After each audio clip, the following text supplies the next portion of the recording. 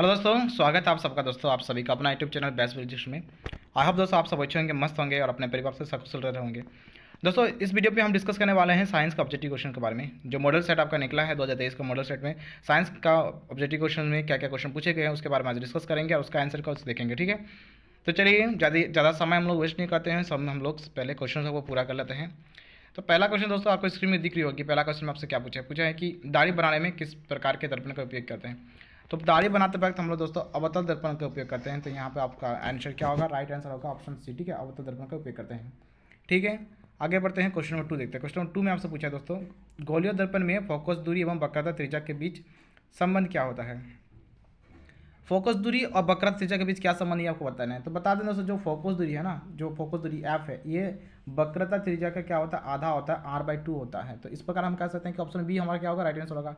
ठीक है, तो हम लोग क्या करेंगे, ऑप्शन बी पे टिक करेंगे, एफ इजकल टू r/2। ठीक है, चलिए आगे बढ़ते हैं। क्वेश्चन नंबर 3 देखते हैं। क्वेश्चन नंबर 3 में क्या पूछ रहा है आपसे, प्रकाश के अपवर्तन की क्रिया में कौन सी भौतिक राशि अपरिवर्तित रहती है। कौन सी राशि जो है ना अपरिवर्तित रहती है, बदलती नहीं है। तो प्रकाश के अपवर्तन की क्रिया में आवृत्ति जो है ना दोस्तों, आवृत्ति वो हमारे क्या रहती है, अपरिवर्तित रहती है। आवृत्ति हमारा नहीं बदलती है। ठीक है, आगे बढ़ते हैं। क्वेश्चन नंबर 4 देखते हैं। क्वेश्चन नंबर 4 में पूछा है 1 मीटर फोकस दूरी वाले उत्तल लेंस की क्षमता क्या होगी। 1 मीटर फोकस दूरी वाले उत्तल लेंस की क्षमता आपकी 1 डायप्टर होगी। ठीक है, जिस लेंस की क्षमता 1 डायप्टर होती है उसकी फोकस दूरी आपका कितना होता है, 1 मीटर होता है। ठीक है, तो आपके यहाँ पे पूछा है 1 मीटर फोकस दूरी दिया है तो उसका लेंस की क्षमता क्या है, 1 डायप्टर होगी। ठीक है, क्योंकि 1 डायप्टर का हमारा परिभाषा क्या होता है, एक 1 डायप्टर यानी कि एक डायप्टर, उस लेंस की क्षमता को हम एक डायप्टर कहते हैं जिसकी फोकस दूरी कितनी हो, 1 मीटर हो। ठीक है, यानी कि 1 डायप्टर इजकल टू 1 मीटर होता है। तो यहाँ पे आपको क्या क्या पूछा कि 1 मीटर फोकस दूरी, तो 1 मीटर फोकस दूरी यानी 1 मीटर फोकस दूरी इजकल टू 1 डायप्टर होगा। ठीक है, तो यहाँ पे आंसर आएगा 1 डायप्टर। लेकिन आपको यहाँ पे क्या दिया है, ऐड किया है यहाँ पे क्वेश्चन पे ऐड किया है कि आपको लेंस क्या है वो बताया गया है। आपका लेंस है दोस्तों उत्तल लेंस, और उत्तल लेंस की जो फोकस दूरी होती है ना वो माइनस में होती है। तो माइनस में होती है तो इसका राइट आंसर क्या होगा, डायप्टर भी हमारा माइनस में आएगा। तो इस प्रकार हम कह सकते हैं कि क्वेश्चन नंबर 4 का ऑप्शन ए इसका राइट आंसर होगा -1 डायप्टर। ठीक है, समझ रहे हैं, एक डायप्टर आएगा, -1 डायप्टर आएगा। ठीक है, चलिए आगे बढ़ते हैं। क्वेश्चन नंबर 5 को देखते हैं। क्वेश्चन नंबर 5 में दोस्तों आपको पूछा है 4 डायप्टर क्षमता वाले अवतल लेंस की फोकस दूरी क्या होगी। आपको फोकस दूरी निकालना है, आपको पावर ऑफ लेंस निकालना है। पावर ऑफ लेंस इसे हम पी से दिखाते हैं और हम जानते हैं कि पी इक्वल क्या होता है, 1/f होता है। ठीक है ना, पी इक्वल टू 1/f। लेकिन एफ को हम लोग किस पे मेजरमेंट करते हैं दोस्तों, मीटर में मेजरमेंट करते हैं। और आप यहाँ पे देख सकते हैं कि यहाँ पे जितने भी ऑप्शन दिया गया ये सारे किस में दिया है, सेंटीमीटर में दिया हुआ है। तो हम क्या करेंगे ना, मीटर को सेंटीमीटर में चेंज करेंगे। ठीक है, ठीक है, मीटर को सेंटीमीटर चेंज करेंगे। कैसे करेंगे, ध्यान से देखिए क्या करेंगे हम यहाँ पे 1/f इजकल टू हम जानते हैं कि पी हो रहा है, हमारा क्या हो रहा है, 1/f इजकल टू पी हो रहा है। तो अब हम क्या लिखेंगे, हमें निकालना क्या, फोकस निकालना है ना। तो फोकस यानी एफ इजकल क्या हो जाएगा, 1/p हो जाएगा। ठीक है, आप यहाँ पे वैल्यू पुट कर सकते हैं। एफ तो हमें निकालना है, 1 आप यहाँ लिखिए, पी के वैल्यू कितना दोस्तों, पी यानी कि पावर ऑफ लेंस जिसको हमें डायप्टर दिया 4 डायप्टर, डिवाइड बाई यहाँ पे आप क्या क्या करना है, 100 करना है। मैंने डिवाइड बाई 100 क्यों किया, क्योंकि हमारे यहाँ पे मेजरमेंट मीटर में था। अब मैंने कहा कि हमें सेंटीमीटर में सारा ऑप्शन दिया हुआ है, तो सेंटीमीटर में हम चेंज करने के लिए क्या करेंगे, डिवाइड 100 कर देंगे। जब हमने डिवाइड 100 किया तो अभी 100 ऊपर जाएगा हमारा, तो हमारे यहाँ क्या हो जाएगा, 100/4 हो जाएगा। आप इसको कैंसिल कर लीजिए, 100/4 आए तो कितना हो जाएगा, ये 25 सेंटीमीटर आएगा इसका मेजरमेंट। ठीक है, तो आप देख सकते हैं कि ऑप्शन में जहाँ भी आपका 25 सेंटीमीटर दिया हुआ है वो आपका क्या होगा, राइट आंसर होगा। तो आप देख सकते हैं कि ऑप्शन बी में इसका 25 सेंटीमीटर दिया हुआ है। तो इस प्रकार हम कह सकते हैं कि क्वेश्चन 5 का ऑप्शन बी राइट आंसर होगा। ठीक है, चलिए आगे बढ़ते हैं, देखते हैं क्वेश्चन नंबर 6 को। क्वेश्चन नंबर 6 में आपसे पूछा है वाहनों के अग्रदीपों में किस दर्पण का उपयोग किया जाता है। अरे वाहनों के हेडलाइट पे, तो वाहनों के हेडलाइट पे हम लोग अवतल दर्पण का उपयोग करते हैं दोस्तों। ठीक है, अवतल दर्पण का उपयोग करते हैं, ऑप्शन ए इसका राइट आंसर होगा, अवतल दर्पण। नेक्स्ट आगे बढ़ते हैं, क्वेश्चन नंबर 7 देखते हैं। क्वेश्चन नंबर 7 में आपसे पूछा है मानव के जिस भाग पर किसी वस्तु का प्रतिबिंब बनता हुआ है, मानव के जिस भाग पर वस्तु का प्रतिबिंब बनता है उसे हम दृष्टिपटल के नाम से जानते हैं, दृष्टिपटल। तो ऑप्शन डी इसका राइट आंसर होगा। ठीक है, ऑप्शन डी दृष्टिपटल। इसका और एक नाम है दोस्तों, ठीक है, और एक नाम क्या है, इसे हम रेटिना भी कहते हैं। तो अगर आपका कहीं पे ऑप्शन में रेटिना लिखा हुआ है तो रेटिना पर आप टिक करेंगे, और अगर नहीं दृष्टिपटल लिखा तो दृष्टिपटल भी टिक करेंगे। ठीक है, चलिए आई समझ, आगे बढ़ते हैं। क्वेश्चन नंबर 8 देखते हैं। क्वेश्चन नंबर 8 में आपसे पूछा है सामान्य नेत्र का दूरबिंदु क्या है। सामान्य नेत्र का दूरबिंदु यानी कि कोई व्यक्ति कितना दूर तक देख सकता है। तो कोई व्यक्ति जो है ना दोस्तों अनंत तक देख सकता है। कहाँ तक देख सकता है, अगर किसी व्यक्ति का आंखों में कोई भी दोष ना हो, कोई भी दृष्टि दोष ना हो, तो वो व्यक्ति अनंत तक देखने की क्षमता रखती है। ठीक है ना, सामान्य नेत्र का दूरबिंदु क्या होगा, अनंत होगा। कोई व्यक्ति अनंत तक देख सकता है। और यहीं पे अगर क्वेश्चन आपको पूछ दे कि निकट बिंदु क्या होगी आपका, ठीक है, दूर बिंदु तो हमें पता चल गया अनंत तक होता था, निकट बिंदु क्या होगी, निकट यानी नजदीक में कितना दूर तक देख सकता है। तो कोई व्यक्ति नज़दीक में सिर्फ 25 सेंटीमीटर तक ही देख सकता है। अगर 25 सेंटीमीटर से दूरी कम होती है, अगर वस्तु की दूरी 25 सेंटीमीटर से कम होता है तो हम उसे देखने में असमर्थ होते हैं। ठीक है, देख तो सकते हैं लेकिन हमारे जो उसका जो प्रतिबिंब बनता है हमारे आंखों पे, उसका प्रतिबिंब धुंधला बनता है, हमें देखने में धुंधला होता है। ठीक है, चलिए आगे बढ़ते हैं। क्वेश्चन नंबर 9 देखते हैं। क्वेश्चन नंबर 9 में आपसे पूछा है कि नेत्र में जाने वाली प्रकाश की मात्रा का नियंत्रण कौन करता है। तो नेत्र में जाने वाली प्रकाश की जो मात्रा है उसकी नियंत्रण पारितरिका कहती है। पारितरिका का काम है क्या है दोस्तों, पारितरिका जो है ना वो क्या कहती है, नेत्र में हमारा जो प्रकाश पड़ती है उसको नियंत्रित करती है। किस प्रकार से, देखिए जब हम धूप में निकलते हैं, तो हम अपने आंखों को छोटा कर लेते हैं, क्योंकि उस समय क्या होता है ना, अगर धूप तेज है तो उस धूप का रोशनी को जो है ना हमारा आँख अपने आंखों में एडजस्ट नहीं कर पाता है, तो उसको उस टाइम हमारा आंखों को हम छोटा कर लेते हैं। ठीक है, और जब हम छाँव में आ जाते हैं तो हमारे आँख जो है ना, आँख का आकार हम बड़ा कर लेते हैं। तो छाँव में क्या होता है, छाँव में हमारा धूप कम रहता है, रोशनी कम रहती है, तो हम उस टाइम पे आँख को बड़ा कर लेते हैं। ठीक है ना, तो ये आँख को बड़ा करना छोटा करना इसको जो नियंत्रित करता है, कौन नियंत्रित करता है, पारितरिका नियंत्रित करती है। ठीक है ना, प्रकाश को कौन नियंत्रित करता है, हमारे आंखों में प्रकाश को नियंत्रित करता है, तो वह है हमारा पारितरिका। ठीक है, आई समझ में, क्वेश्चन नंबर 9 समझ गए। चलिए नेक्स्ट आगे बढ़े, क्वेश्चन नंबर 10 पे देखते हैं। क्वेश्चन नंबर 10 में आपसे पूछा है मानव नेत्र में प्रतिबिंब की प्रकृति क्या होती है। दोस्तों मानव नेत्र क्या एक लेंस है। ठीक है, ये किस प्रकार लेंस है ये तो आपको पता होना चाहिए। तो मानव नेत्र एक उत्तल लेंस है दोस्तों, क्या है, एक उत्तल लेंस है। और हम जानते हैं उत्तल लेंस का जो प्रकृति होता है वो क्या होता है, वो होता है आपका उल्टा वास्तविक होता है उल्टा, या फिर उल्टा वास्तविक बोल सकते हैं। ठीक है, तो हम कह सकते हैं कि मानव नेत्र की जो प्रतिबिंब की प्रकृति हुई वो क्या होगी दोस्तों, उल्टा वास्तविक होगी। ऑप्शन डी इसका राइट आंसर होगा। ठीक है, चलिए आगे बढ़ते हैं, क्वेश्चन 11 देखते हैं। क्वेश्चन 11 में आपसे पूछा है 1 किलोवाट घंटा, इसको KWH यानी किलोवाट घंटा पढ़ते हैं। 1 किलोवाट घंटा निम्नों में से किसकी इकाई है। ये आपका ऊर्जा का व्यावसायिक मात्रक है दोस्तों। ठीक है, ऊर्जा का व्यावसायिक मात्रक है, तो ऑप्शन 20 का राइट आंसर होगा, ऊर्जा का व्यावसायिक मात्रक, ऊर्जा। चलिए आगे बढ़ते हैं, क्वेश्चन 12 देते हैं। क्वेश्चन 12 में से पूछा है कूलम किसका ऐसा मात्रक है। कूलम आपका विद्युत आवेश का ऐसा मात्रक है दोस्तों। ठीक है, विद्युत आवेश, ऑप्शन ए इसका राइट आंसर होगा, विद्युत आवेश का ऐसा मात्रक कूलम होता है।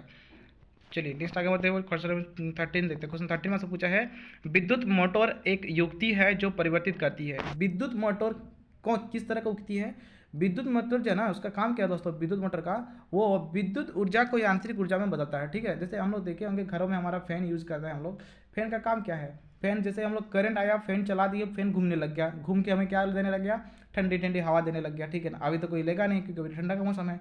गर्मी जैसे आएगा सब कुछ देखिएगा कूलर फैन ये सब चलाने लग जाएगा। ठीक है, तो वो क्या है ना, वो सब मोटर है, उसमें मोटर लगा होता है। तो विद्युत मोटर का काम क्या है, वो विद्युत ऊर्जा को यांत्रिक ऊर्जा में परिवर्तित करता है। ठीक है, तो ऑप्शन 20 का राइट आंसर होगा क्या, विद्युत ऊर्जा को यांत्रिक ऊर्जा में परिवर्तित करती है। चलिए आगे बढ़ते हैं, क्वेश्चन नंबर 14 देखते हैं। क्वेश्चन नंबर 14 में आपसे पूछा है जल का विद्युत अपघटन किस प्रकार की अभिक्रिया है। दोस्तों यहाँ पे क्या होगा, वियोजन अभिक्रिया होगी आपको। ठीक है, वियोजन अभिक्रिया क्या होगी, आप क्वेश्चन में ही इसका आंसर दिया है दोस्तों। देखिए अपघटन का आप नाम यूज़ किया ना, अब अपघटन का नाम यूज़ किया तो अपघटन वियोजन का ही दूसरा नाम होता है अपघटन। तो यहाँ पे क्या अभिक्रिया होगी, वियोजन अभिक्रिया होगी। ठीक है, तो क्वेश्चन नंबर 14 का क्या होगा, ऑप्शन 20 का राइट आंसर होगा। ठीक है, क्वेश्चन में ही इसका आंसर दिया हुआ था। ठीक है, समझ लिए। चलिए आगे बढ़ते हैं, क्वेश्चन 15 देखते हैं। क्वेश्चन 15 में से पूछा है CuO प्लस H2O दिए हुए अभिक्रम में किस पदार्थ में उपचयन हो रहा है। उपचयन को समझना आपको जरूरी होता है। ठीक है, अब उपचयन क्या होता है, उपचयन जिसमें क्या होता है, ऑक्सीजन जुड़ता है। जिस अभिक्रिया में जिस तत्व के साथ ऑक्सीजन जुड़ता है उसे हम उपचयन कहते हैं। ऑक्सीजन का प्लस होना चाहिए ऑक्सीजन। ठीक है, और जिससे ऑक्सीजन हट जाता है यानी माइनस ऑक्सीजन माइनस हो जाता है उसे हम अपचयन कहते हैं। तो आप इस समीकरण में क्वेश्चन नंबर 15 में आप समीकरण में देख सकते हैं कि यहाँ पे क्या हो रहा है दोस्तों, यहाँ पे CuO, यहाँ पे आपका ऑक्सीजन था लेकिन ये चल के क्या हो गया, हाइड्रोजन के साथ यहाँ जुड़ गया। तो उपचयन किसके साथ हो रहा है, H2 के साथ हो रहा है। किसके साथ हो रहा है, H2 के साथ हो रहा है। तो ऑप्शन डी इसका राइट आंसर होगा। तो ठीक है दोस्तों, क्या होगा, ऑप्शन डी इसका राइट आंसर होगा, क्योंकि H2 के साथ जाके क्या हो जा रहा है, ऑक्सीजन मिल जा रहा है। ठीक है, आई समझ। चलिए आगे बढ़ते हैं, क्वेश्चन नंबर 16 देखते हैं। क्वेश्चन नंबर 16 में आपको एक चित्र दिया हुआ है, इस चित्र को देखते हुए आपको आंसर देना है। ठीक है, चित्र ध्यान से देखिए क्या क्या यहाँ पे है। आपका एक चित्र है, चित्र में यहाँ पे कॉपर सल्फेट का विलयन है। ये जो विलयन है ये विलयन आपका क्या है, कॉपर सल्फेट का विलयन है, जिसे हम क्या बोलते हैं, CuSO4 बोलते हैं। ठीक है ना, प्लस क्या डाला जा रहा है, दो तो देख रहे हैं कील डाला गया यानी कि लोहा Fe है। तो यहाँ पे क्या होगी दोस्तों, हम जानते हैं दोस्तों कि जो CuSO4 में अगर हम Fe यानी कि लोहा को डालेंगे कॉपर सल्फेट के विलयन में, लोहे को जैसे डालेंगे तो लोहा क्या करेगा, कॉपर सल्फेट के विलयन से कॉपर को अलग कर देगा। ठीक है ना, क्या करेगा, कपर सल्फेट के विलयन से कपर को अलग कर देगा और खुद उसका स्थान ले लेगा और अपना यौगिक बनाएगा, ठीक है ना। यहाँ से Cu को अलग कर देगा वो। तो जहाँ पे हम लोग विस्थापित कर रहा है, विस्थापित करने की जहाँ घटना होती है उस अभिक्रिया को हम किस नाम से जानते हैं दोस्तों? उस अभिक्रिया को हम विस्थापन के नाम से जानते हैं। तो हम कह सकते हैं कि इसका ऑप्शन सी राइट आंसर होगा, विस्थापन अभिक्रिया, ठीक है ना। क्यों विस्थापन अभिक्रिया होगा? क्योंकि जो आयरन है वो कपर से अधिक अभिक्रियाशील वाली तत्व है, धातु है। तो ये क्या करेगा, कपर को उसके यौगिक से हटा देगा और कपर की जगह ले लेगा। जहाँ कपर की जगह ले लिया यानी कि हटाने वाला काम क्या है ना, ठीक है, हटाने वाला काम मतलब विस्थापन अभिक्रिया, ठीक है। आइए समझ में, चलिए आगे बढ़ेंगे। क्वेश्चन नंबर 17 देखते हैं। क्वेश्चन नंबर 17 में आपसे पूछा है निम्नलिखित में से कौन प्राकृतिक सूचक का उदाहरण है? प्राकृतिक सूचक, प्राकृतिक सूचक का आपका लिटमस पत्र है दोस्तों। लिटमस पत्र जो है ना, लिचियन नाम का एक पौधा है, उससे आपका लिटमस पत्र बनता है, ठीक है। तो प्राकृतिक सूचक का उदाहरण क्या होगा? लिटमस पत्र होगा, ठीक है। चलिए क्वेश्चन नंबर 18 देखते हैं। क्वेश्चन नंबर 18 में आपसे पूछा है किसी विलयन का पीएच मान 10 है, वह निम्नलिखित में से क्या होगा? अगर विलयन का पीएच का मान 10 है तो क्या होगा? वो क्षार होगा। तो क्या होगा? क्षार होगा। तो ऑप्शन डी इसका राइट आंसर होगा। देखिए, ठीक है, यहाँ पे एक चीज़ मैं बताता हूँ आपको।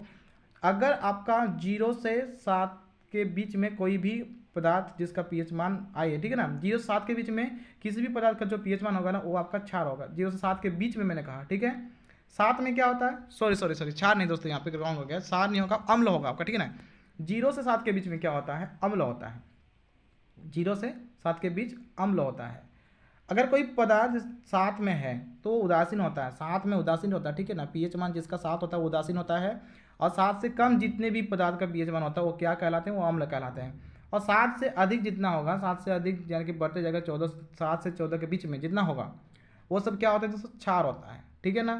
वो सब क्या होता है? क्षार होता है। तो आपके यहाँ 10 दिया हुआ है, ठीक है, 7 से अधिक है ना, तो ये क्या होगा? ये क्षार होगा। तो ऑप्शन डी इसका क्या होगा? राइट आंसर होगा, ठीक है। आई समझ 18 नंबर। चलिए आगे बढ़ते हैं। क्वेश्चन नंबर देखते हैं 19। दिया गया चित्र क्या सूचित करता है? आपको एक चित्र दिया है, इसमें क्या सूचित करता है आपको देखना। देखिए डेंजर साइन का यहाँ पे सिग्नल दिया गया है। यहाँ पे जरूर किसी चीज़ का चेतावनी दे रहा है, ठीक है। चेतावनी की दी जा रही है क्योंकि यहाँ पे हम लोग ये जो ट्रायंगल देख रहे हैं रेड कलर का, ये हमें क्या सिग्नल देता है? ये हमें डेंजर सिग्नल का देता है ना दोस्तों। तो यहाँ पे कुछ ना कुछ हमें चेतावनी दे रही है। तो क्या चेतावनी दे रही है हम ऑप्शन पढ़ के समझ जाएंगे। चलिए, इसमें क्या लिखा है कि हमें हमेशा हाथ साफ रखना चाहिए। जी नहीं, यहाँ पे हाथ साफ रखने की कोई ये नहीं की जा रही है। हमें प्रयोगशाला में हाथ धोकर जाना चाहिए, ये लगभग हमको लग रहा है नहीं, ये तो एक्यूरेट नहीं लग रहा है। हमें अम्लों से हाथ धोना चाहिए, बिल्कुल नहीं, बिल्कुल नहीं। अम्ल से हाथ धोएंगे हाथ जल जाएगा आपका, ठीक है ना। अम्ल से ये कभी नहीं करना चाहिए, अम्ल से हमें हाथ कभी नहीं धोइएगा, ठीक है ना। कुछ अम्ल जो बहुत रिएक्टिव होता है ना, उससे हमारा हाथ जल सकता है, तो अम्लों से हाथ धोना हमारे लिए अच्छे नहीं होगा। ऑप्शन डी में क्या लिखा है? सांद्र अम्ल और क्षार वाले बर्तन का चेतावनी, हाँ ये इसका राइट आंसर है दोस्तों, ठीक है। ऑप्शन डी इसका राइट आंसर है। यहाँ पे चेतावनी, मैंने बोला कहा ना कि ये चेतावनी देने की बात कर रही है। तो चेतावनी क्या दी जा रही है कि सांद्र अम्ल तथा क्षार वाले बर्तन का चेतावनी चिन्ह है ये, ठीक है। ये चेतावनी चिन्ह है। ये कहता है, ये चिन्ह क्या दिखाता है? ये चिन्ह दिखाता है कि यहाँ पे सांद्र अम्ल या सांद्र क्षार है इसमें, ठीक है। आगे बढ़ते हैं। क्वेश्चन नंबर देते हैं 20। क्वेश्चन नंबर 20 में आपसे पूछा है इमली में कौन सा अम्ल पाया जाता है? तो इमली का बूटा, बेरी का पेड़, तो बताइए इमली में कौन सा अम्ल पाया जाता है? इमली में आपका दोस्तों पाया जाता है वो है आपका टार्टरिक अम्ल, ठीक है। इमली में क्या पाया जाता है? टार्टरिक अम्ल। तो ऑप्शन बी इसका राइट आंसर होगा, टार्टरिक अम्ल, ठीक है। आगे बढ़ते हैं। क्वेश्चन नंबर 21 क्वेश्चन नंबर 21 समझते हैं, मजे से पढ़ते हैं दोस्तों, एकदम बिल्कुल भी इतना सीरियस होने की जरूरत नहीं है। तो क्वेश्चन नंबर 21 देते हैं। कौन अधातु कमरे के ताप पर द्रव अवस्था में पाया जाता है? कौन सा अधातु है जो कमरे के ताप पर द्रव अवस्था पाया जाता है? तो वो है आपका ब्रोमीन। क्या है आपका? ब्रोमीन एक ऐसा धातु है जो कि कमरे के ताप पर द्रव अवस्था में पाया जाता है, ठीक है। ऑप्शन सी इसका राइट आंसर होगा। फिर आगे बढ़ते हैं। क्वेश्चन नंबर 22 देखते हैं। निम्नलिखित में से किस पदार्थ का उपयोग अग्निशामक बनाने में किया जाता है? सोडियम हाइड्रोजन कार्बोनेट जो है ना, इसका उपयोग क्या किया जाता है? अग्निशामक बनाने के लिए किया जाता है, ठीक है। अग्निशामक समझते हैं ना, जब आग लगती है तो एक गैस होता है, देखिएगा हॉस्पिटल में, बहुत सारे स्कूल्स में, कॉलेज में, ऑफिस में एक गैस सिलेंडर रखा जाता है, ठीक है। तो उसमें क्या रहता है? वो अग्निशामक यंत्र है, उसमें सोडियम हाइड्रोजन कार्बोनेट रहता है जो कि आग को नियंत्रित करने के लिए इसका यूज किया जाता है, ठीक है। चलिए आगे बढ़ते हैं। नेक्स्ट देखते हैं क्वेश्चन नंबर 23। क्वेश्चन नंबर 23 में आपसे पूछा है आधुनिक आवर्त सारणी किस आधार पर बना है? आधुनिक आवर्त सारणी जिसे किसने बनाया है? हेनरी मोजले ने बनाया है। तो हेनरी मोजले ने आधुनिक आवर्त सारणी किस आधार पर बनाया है? उसने परमाणु संख्या के आधार पर बनाया है दोस्तों, ठीक है ना। और एक आया था कौन? एक आया था मेंडलीव ने क्या बनाया था? उसने परमाणु द्रव्यमान के आधार पर बनाया था, ठीक है। लेकिन उसमें कुछ विसंगतियाँ थी, उसका तो मान्यता नहीं हुआ। तो आधुनिक आवर्त सारणी आया और इसने परमाणु संख्या के आधार पर आवर्त सारणी को बनाया, ठीक है। तो ऑप्शन ए इसका राइट आंसर होगा। चलिए आगे बढ़ते हैं। क्वेश्चन नंबर 24 देखते हैं। क्वेश्चन नंबर 24 में आपसे पूछा है निम्नलिखित में से कौन धातु सबसे अधिक अभिक्रियाशील है? कौन सा धातु सबसे अधिक अभिक्रियाशील है? पोटेशियम। पोटेशियम जो है ना दोस्तों सक्रियता श्रेणी में सबसे टॉप पे आता है। और इसको याद करने का मैंने एक शॉर्ट ट्रिक बताया था, अगर आपने नहीं देखा तो आप जिसको मैं इसका लिंक दे दूंगा। लिखा था मैंने कि पोटेशियम जो है ना सबसे अधिक अभिक्रियाशील धातु है, क्योंकि ये सक्रियता श्रेणी में सबसे टॉप पे आता है। चलिए आगे बढ़ते हैं, क्वेश्चन 25 देखते हैं। क्वेश्चन 25 में आपसे पूछा है, पृथ्वी की भूपर्पट्टी में प्राकृतिक रूप से पाए जाने वाले तत्व या यौगिक कहते हैं। जो भी पदार्थ पृथ्वी में प्राकृतिक रूप से पाए जाते हैं उसे हम खनिज के नाम से जानते हैं। ठीक है, खनिज के नाम से जानते हैं। इसका राइट आंसर होगा ऑप्शन बी, खनिज। प्रोपेनॉल में कौन अभिक्रियाशील समूह मौजूद है? अरे प्रोपेनॉल की बात कर रही लास्ट में क्या साउंड आ रहा है आपको देखिए ना, लास्ट में क्या आ रहा है? नॉल। क्या आ रहा है? नॉल। एल्कोहल। हॉल में नॉल का साउंड आ रहा है, तो ये अल्कोहल वाला ग्रुप है दोस्तों। ठीक है, क्या है ये? अल्कोहल वाला ग्रुप है, तो ऑप्शन ए इसका राइट आंसर होगा अल्कोहल। ठीक है, चलिए आगे बढ़ते हैं। क्वेश्चन नंबर देखते हैं 27। क्वेश्चन 27 पूछा है, प्रकाश संश्लेषण प्रक्रिया में निम्नलिखित में क्या नहीं होता है? जब प्रकाश संश्लेषण की प्रक्रिया होती है तो क्या नहीं होता, वो आपको बताएंगे। जल का टूटना। जल तो टूटता है, बिल्कुल टूटता है, तब ना हमें वहाँ पे ऑक्सीजन मिलता है। अगर जल टूटेगा नहीं तो हमें ऑक्सीजन कहाँ से प्राप्त होगी? ऑक्सीजन कैसे हमें मिलता है? ऑक्सीजन का मुक्त होना, बिल्कुल ये भी सही है, ये तो सही है। क्या नहीं होता वो पूछ रहा है हमें। जल का टूटना ये हमारा होता है, ऑक्सीजन का मुक्त होना ये भी हमारा होता है, कार्बन डाइऑक्साइड का मुक्त होना ये हमारा नहीं होता दोस्तों। अगर पेड़ पौधे कार्बन डाइऑक्साइड छोड़ने लगेंगे तब तो हम तो जीवित ही नहीं रह सकते हैं। ठीक है ना, हम जीवित नहीं रह सकते हैं, हमें बहुत मुश्किल हो जाएगी जीना, क्योंकि हमें तो कार्बन डाइऑक्साइड अगर सभी पेड़ पौधे छोड़ने लगेंगे तो हम सांस कहाँ से ले पाएंगे? हमें जीवित रहने में बहुत मुश्किल, कठिनाई होने लगेगी। ठीक है ना, तो कार्बन डाइऑक्साइड का मुक्त होना ये प्रक्रिया प्रकाश संश्लेषण के प्रक्रिया के दौरान नहीं होता है। जब प्रकाश संश्लेषण होता है तब हमारा कार्बन डाइऑक्साइड नहीं बनता है। हालांकि पेड़ पौधे कार्बन डाइऑक्साइड लेते हैं, है ना, दिन को कार्बन डाइऑक्साइड क्या करते हैं? लेते हैं, और रात को छोड़ते हैं। कार्बन डाइऑक्साइड मुक्त करते हैं पेड़ पौधे, लेकिन वो रात को करते हैं। रात को क्या क्यों करते हैं? क्योंकि तब उन्हें प्रकाश की रोशनी नहीं मिलती है, लेकिन तब कम मात्रा में करती है। ठीक है ना, चलिए आगे बढ़ते हैं। क्वेश्चन नंबर देखते हैं 28। क्वेश्चन नंबर 28 में क्या पूछा है? फ्लोएम से खाद्य पदार्थों का परिवहन पौधे में किस दिशा में होती है? खाद्य पदार्थ का परिवहन, पौधा में जो खाद्य पदार्थ का परिवहन होता है किस दिशा में? दोनों ही, केवल क्या होता है, मतलब कि ऊपर नीचे दोनों ही होता है दोस्तों। ठीक है, ऊपर नीचे दोनों ओर से होता है, तो ऑप्शन सी इसका राइट आंसर होगा। फ्लोएम जो है ना, फ्लोएम यानी कि जो क्या कहते हैं, खाद्य पदार्थों को पौधे में परिवहन करता है, पौधे के सभी भागों तक पहुंचाता है, वो ऊपर नीचे दोनों की ओर से पहुंचाता है। ठीक है, तो ऑप्शन सी इसका राइट आंसर होगा। चलिए आगे बढ़ते हैं, क्वेश्चन नंबर 28 देखते हैं। क्वेश्चन नंबर 28 में पूछा है आपको, ब्रिक की रचनात्मक तथा क्रियात्मक इकाई को क्या कहते हैं? जो ब्रिक है, ब्रिक की रचनात्मक और क्रियात्मक इकाई को ब्रिकाणु कहते हैं दोस्तों, तो ऑप्शन बी में इसका राइट आंसर है। मैंने यहाँ पे थोड़ा सा क्रॉस दिया इसलिए दिया है क्योंकि यहाँ पे ब्रिक लिखा हुआ है, एक्चुअल में आपका आंसर होना चाहिए था क्या? ब्रिकाणु होना चाहिए था। ठीक है, ब्रिकाणु, जिसे नेफ्रॉन के नाम से भी हम लोग जानते हैं। नेफ्रॉन के नाम से भी जानते हैं, और इसे क्या कहते हैं? ब्रिकाणु कहते हैं। यहाँ पे ब्रिक लिखा हुआ था, ब्रिक आपका नहीं होगा, क्या होगा? ब्रिकाणु होगा। ठीक है, करेक्शन कर लीजिएगा आप लोग। चलिए आगे बढ़ते हैं, क्वेश्चन नंबर देखते हैं 30। क्वेश्चन 30 में पूछा आपको, फल को पकाने के लिए कौन सा हार्मोन उत्तरदायी है? फल को पकाने के लिए एथिलीन नामक हार्मोन जो है उत्तरदायी है, जिसे हम लोग कार्बेट भी बोलते हैं। फल को कहते हैं ना कि आम वगैरह सब में, एप्पल में क्या कहते हैं हम लोग? छिड़काव कर देते हैं, उसको जल्दी पक जाता है। ठीक है ना, कम समय में जल्दी से पक जाता है। तो कौन सा हार्मोन है इसके लिए? एथिलीन हार्मोन उत्तरदायी है, तो ऑप्शन सी क्या होगा? इसका राइट आंसर होगा। चलिए आगे बढ़ते हैं। एस्ट्रोजन स्रावित होता है। एस्ट्रोजन जो हार्मोन है ये किस में पाया जाता है? ये पाया जाता है स्त्रियों में। ठीक है ना, एस्ट्रोजन नामक हार्मोन किस में पाया जाता है दोस्तों? स्त्रियों में पाया जाता है, और टेस्टोस्टेरोन पुरुषों में पाया जाता है। तो एस्ट्रोजन स्रावित होता है, तो एस्ट्रोजन कहाँ स्रावित होता है? महिलाओं में एस्ट्रोजन अंडाशय द्वारा स्रावित होता है। ऑप्शन ए इसका राइट आंसर होगा। ठीक है, नेक्स्ट आगे बढ़ते हैं। क्वेश्चन 32। क्वेश्चन 32 में पूछा है, नर युग्मक और मादा युग्मक के संलयन को क्या कहते हैं? तो नर युग्मक और मादा युग्मक के संलयन को निषेचन के नाम से हम जानते हैं। ठीक है, क्या कहते हैं उसे? निषेचन के नाम से जानते हैं। चलिए नेक्स्ट आगे बढ़ते हैं, क्वेश्चन नंबर देखते हैं।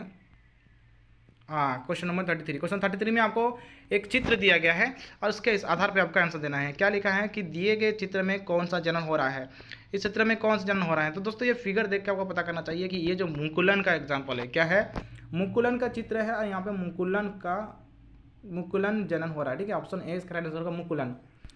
मुकुलन विधि द्वारा यहाँ पे जनन हो रहा है, मुकुलन। Option A is the right answer. चलिए नेक्स्ट आगे बढ़ते हैं। क्वेश्चन नंबर 34 देखते हैं। क्वेश्चन नंबर 34 में आपसे पूछा है, क्वेश्चन नंबर 34 आपसे, चलिए क्वेश्चन 34, पक्षी और चमगादड़ के पंख हैं।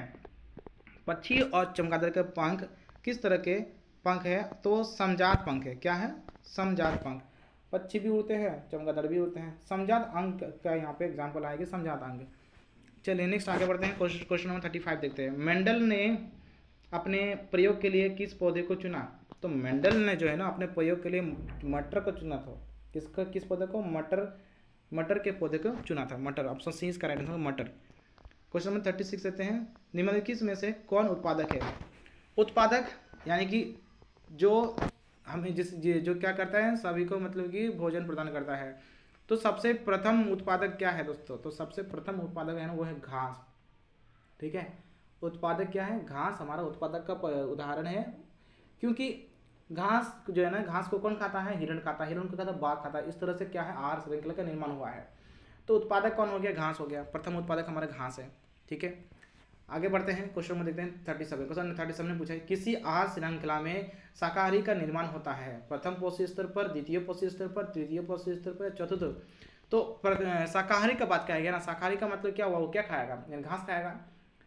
तो शाकाहारी जो जीव होते हैं वो क्या खाते हैं? मतलब कि पेड़ पौधे से बने चीज़ों को खाते हैं। पेड़ पौधे से यानी कि फल खाएंगे, साग सब्जी खाएंगे। तो कहाँ पे आएंगे? वो प्रथम पोषी स्तर पे आएंगे। ठीक है, किस में आएंगे? प्रथम पोषी स्तर में आएंगे। ऑप्शन ए इसका राइट आंसर आएगा। क्वेश्चन नंबर 38 देखते हैं। क्वेश्चन नंबर 38 में पूछा है आपको ओजोन परत के अपक्षय के लिए जिम्मेदार है। ओजोन परत को कौन अपक्षय करता है, कौन क्षति पहुंचाता है? तो वो है आपका CFC, क्लोरोफ्लोरोकार्बन। CFC, ठीक है, CFC क्लोरोफ्लोरोकार्बन उसको अपक्षय करता है। तो ऑप्शन 20 का राइट आंसर होगा। क्वेश्चन नंबर 39 देखते हैं। क्वेश्चन 39 में आपसे पूछा है निम्नलिखित में से कौन जैव मात्रा ऊर्जा स्रोत का उदाहरण है? जैव मात्रा का मतलब होता है जो जीवों द्वारा बनने वाले जो ऊर्जा स्रोत है ना, जीव द्वारा बनने वाले जो ऊर्जा स्रोत है उसे हम जैव मात्रा ऊर्जा स्रोत कहते हैं दोस्तों। ठीक है, जीव द्वारा क्या क्या बनती है? देखिए लकड़ी क्या है? लकड़ी भी तो एक जीव ही है ना। पेड़ पौधे क्या जीव नहीं है? पेड़ पौधे भी तो सजीव में आते हैं। गोबर गैस ये भी तो हमारे जीवों द्वारा ही बनता है। कोयला भी तो जीव द्वारा ही बनता है, क्योंकि बहुत सालों पहले जब कोई जीव जंतु मिट्टी के नीचे दब गए थे तभी कोयला का निर्माण हुआ है। तो ये तीनों क्या है? जैव मात्रा ऊर्जा स्रोत है। तो कौन नहीं है आपका? वो है आपका नाभिकीय ऊर्जा जो है, ये आपका जैव मात्रा ऊर्जा स्रोत का उदाहरण नहीं है। तो ऑप्शन सी इसका राइट आंसर होगा। ठीक है, चलिए आइए लास्ट क्वेश्चन देते हैं। Question number 40। ये आपका क्वेश्चन नंबर 40 यहाँ पे कंप्लीट होता है और आप लोग भी चैन की सांस लीजिए। शायद बहुत देर से आप लोग भी देख रहे होंगे, थक रह गए होंगे, लेकिन आपको नॉलेज आपको जरूर मिली होगी दोस्तों। ठीक है, चलिए क्वेश्चन नंबर 40 को समझते हैं। क्वेश्चन नंबर 40 में दिया आपको पवन ऊर्जा उत्पादन के लिए पवन की चाल न्यूनतम कितनी होनी चाहिए? तो पवन ऊर्जा उत्पादन के लिए पवन की चाल न्यूनतम आपको दोस्तों 15 किलोमीटर पर आवर होनी चाहिए। ठीक है, 15 किलोमीटर पर आवर। तो ये था हमारा 40 ऑब्जेक्टिव क्वेश्चंस जो कि आपका साइंस मॉडल सेट का जो बनाया गया था 2023 का। और मैं एक चीज़ कहना चाहूँगा दोस्तों कि आप सब जो है ना नया मॉडल सेट का तो आप लोग प्रैक्टिस कर ही रहे होंगे, मुझे पता है कि सारे विद्यार्थी कर रहे होंगे और सारे सब्जेक्ट का करना आपको इससे जरूरी है ही। साथ ही साथ में ऑल मॉडल सेट का जो है ना, ऑल मॉडल सेट का भी प्रैक्टिस आप लोग करते रहिए। ठीक है, ऑल मॉडल सेट का प्रैक्टिस करते रहिए, क्वेश्चन बैंक का प्रैक्टिस करते रहिए। ये 3 चीज़ आप लोगों ने कर लिया तो 90% लाने से आपको कोई नहीं रख सकता, बिल्कुल भी नहीं रख सकता कोई भी। ठीक है, आई होप आपको ये क्वेश्चन आपको अच्छी तरह समझ में आई होगी।